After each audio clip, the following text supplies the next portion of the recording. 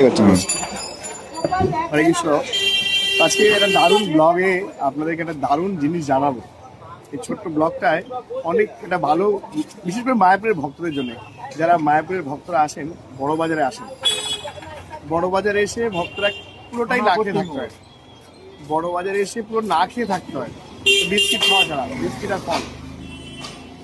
তো আজকে আমরা ঘোরাঘুরি করতে করতে এমন একজনের সন্ধান পেয়েছি, আমাদের মায়াপুর ইস্কনের ভক্ত।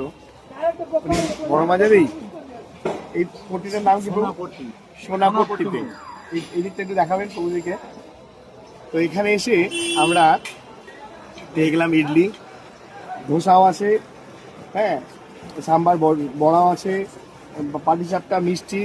মানে এই যে খিদে লাগে, যে আমাদের খুব খিদে পাই আমরা, আমাদের অসুবিধা হয়, কোনো সমস্যা নেই, নির্দ্বিধায় প্রচুর মানুষ আছে, শত শত মানুষ আমরা আসি বড়বাজারে ভগবানের ড্রেস কিনতে, অনেক জিনিস কিনতে আসি, অর্নামেন্টস কিনতে।